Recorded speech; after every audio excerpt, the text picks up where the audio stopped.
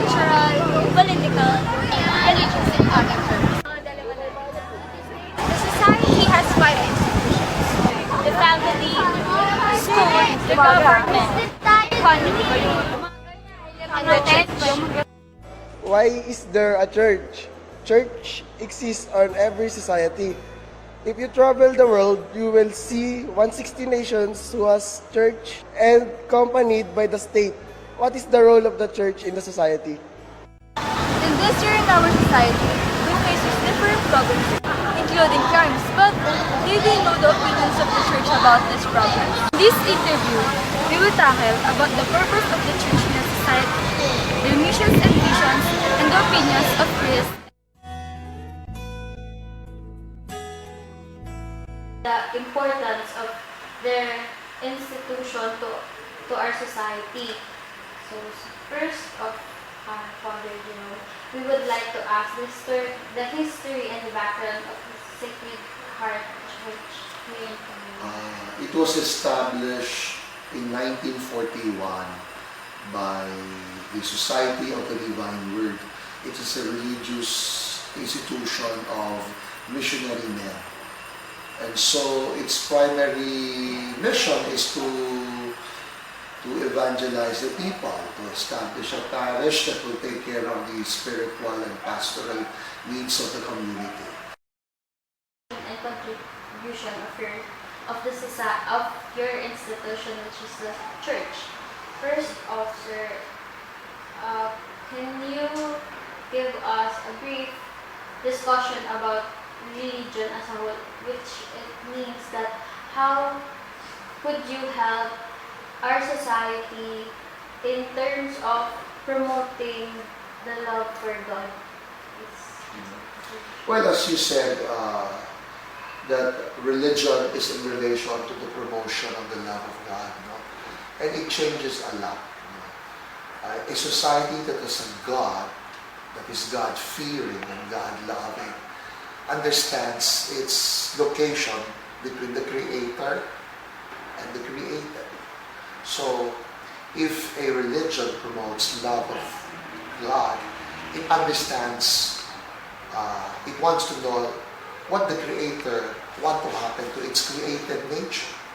So it understands the laws of the Creator, the laws of nature, and so human beings, for example, would follow the divine plan and the nature of things as planned by God. So we follow the plan of God in our lives, in our society, in the way we love people, in the way we care for the environment, for creation. So anyone who promotes the love of God wants to follow God, His commands, His plans, His words. For example, for creation, God wanted us to care for His created nature. So a society following God would not have domination of creation, would not ruin what He has created, but rather will be good stewards of creation. So if a religion that wants to follow God would follow the plan, the commands, and the harmony that God wants us to happen. That's one side, one part. To know God, be able to love God, to follow God, to serve God. Now, religion also promotes basically respect for human beings and our interrelationship. So any religion would respect our humanity, our dignity. And if it's a Catholic religion, it would say, we are created in the image of God. So we have the dignity. You do not, you put man on a pedestal to value man and his life. So we value human beings, we value human person. You do not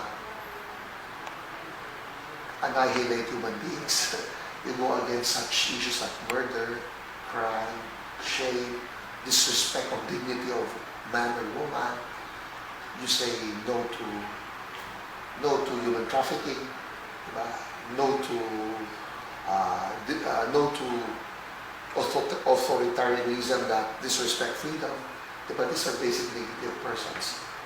And you also respect our interrelationship. Every human being need to respect each one, respect our race, there's equality of human being.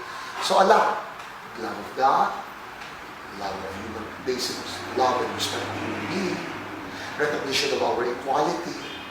So no race is higher or lower than the other. Rather, there is rather care and respect for each. Contribution to the society as a church. For the Catholic Church, I see itself having a role. First, its prophetic role. A church that is a prophet speaks about God's plan and God's kingdom and the relation of whether you're doing the plan of God or you're doing against the plan of God. It tells you what is happening now, and whether what's happening now is in relation to what God wanted us in our life. God's plan, faith and morals in that sense. No? So let's take, for example, the issue of the latest encyclical of Pope Francis, Laudato Si. It speaks about our care for Mother Earth. So this is the plan of God. And everything He has created is in harmony. He wants us to be stewards, to take care of this earth, not only for our generation, for the next generation to come. So that is the plan of God. It is an earth where we're all linked. What happens to the earth happens to man, happens to nature. So as a prophet, the church may say, oh, we are not caring for earth now. We are, our human activities is too extravagant. We have been, by our lifestyle, we burn so much fossil fuels. And by our lifestyle, we burn fossil fuels that add climate, increase the temperature of the climate. So we disturb climate. So let us check our lifestyle. Let's be simple. Let's not be too greedy.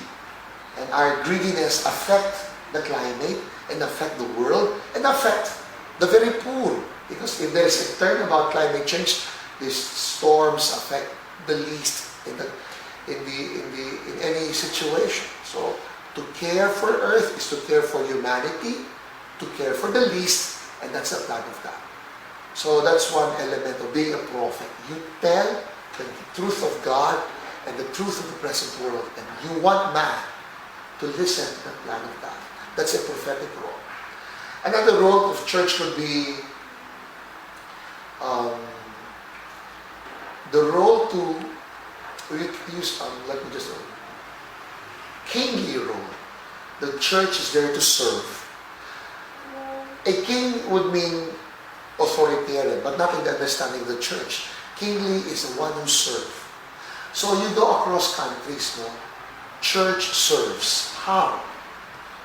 Church builds schools, hospitals, charity efforts. In this parish, for example, we have feeding for homeless on a Friday. We have free medical, legal, dental missions weekdays. We have alternative learning system for the dropouts.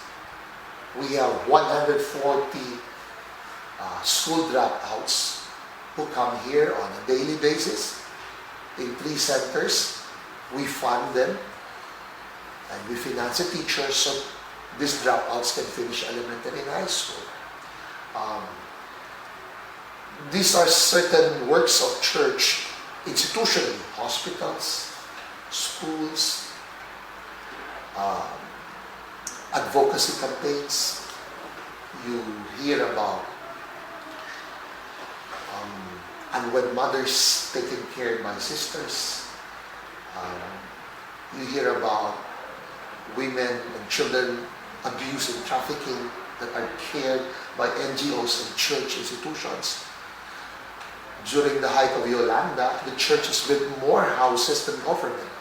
Church money used to serve especially the least and the poor. So when you look at church, you do not only see faith, you see faith in action by their work of love and charity. So these are two significant things church can do: prophetic, healing. Curious. Father, how long have you been serving the God or being a priest? As a priest, I was ordained in 1994. So that would mean how many years? 21. No? But as a religious, because I belong to the Society of the Divine Word, we're a missionary institute. I've been in vows for the past 26 years. So 26 years as a Serving God. 26 years. Well, serving God, maybe I hope it's since birth. The moment I cried, I think that's a service to God. So 26. But in terms of religious vows, 26 years. In terms of priesthood, it's 21 years. So Father, have you, of course, the duration of your service, you have many experiences that deals with the society in the church, that deals the church in the society. So can you give me some experiences that is most memorable to you as a help to our society? Presently, I am part of a foundation, the Arnold Jansen Catholic Mission Foundation, which is established by a group of Catholics wanting to eradicate illiteracy, which means in the Philippines, for example, for every 10 who enter grade 1, only 4 finish high school. That means 6 students drop out. Our foundation looks out for that 6, bring them back to school through the alternative learning system, and let them finish elementary and high school, provide them skills, and look for livelihood or entrepreneurship. We've been doing it for the past 13 years. We have already helped 25,000 dropouts, went through ALS, and for example, this year we have 4,500 scholars in 106 centers in the Philippines. I go to Palawan with indigenous. We have around 1,400 indigenous. No read, no write. Some of them around practically half of the population. Then we go to in Dasmariñas. We have 54 centers. We have in Tagaytay, we have 3 in Bacoor, we have 1 in Payatas, we have 3 here in Kamuning area. What else? We have 3 in Nauhan, Mindoro. So I look at myself working for education, bringing people wanting to help school dropouts and non-literate adults. That's work of faith, that's work of church, and that's work of faithful. Now we need funds. We raise funds, we pay teachers, we sustain the program. 13 years of free education for now around 29,000 people. That's no money from government. That's money from individual faithful wanting to say, I want to have one person complete high school education. Our mission is no one should be left behind. Everyone should be in school and should finish basic education so they can change their life. Sa Tagalog, we say, lumaya sa kamangmangan, lumaya sa karalitaan, lumaya sa kasalanan.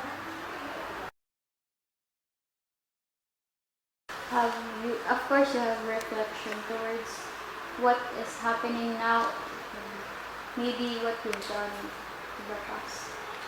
I've been here only for 4 years, so there is already a tradition of faith and good works among the faithful. In terms of, there is a hunger always for God, for His Word, and to live out that Word in every person's lives. It is the year of the laity. I see a lot of lay people, not priests and religious, who would like to bring that faith in their own context. Family, school, work, community. I see them, my parishioners, growing in their living out as witness of that faith. That's one trend. There is also a trend of people unreached by church. Maybe because people are busy wanting to survive. There is still also a chunk of people who we may say unchurched. They don't come to church. They find faith elsewhere maybe.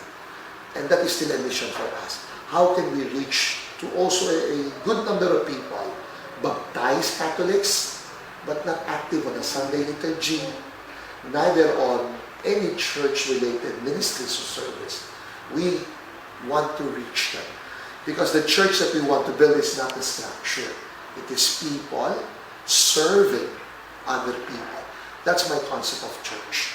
It's people with faith serving God and serving other people. That is church for me.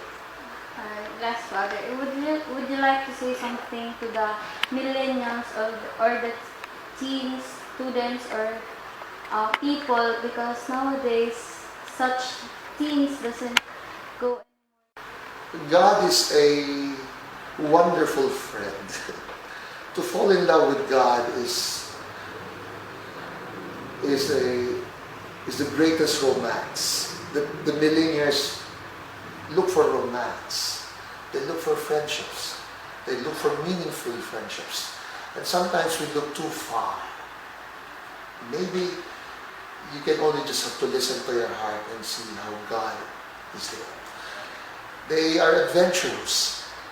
And maybe the best adventure is to find God in one's life. You want real adventure? Seek God. And millennials are also wanting to be achievers. And they really achieve. They do perform. But I guess the best achievement is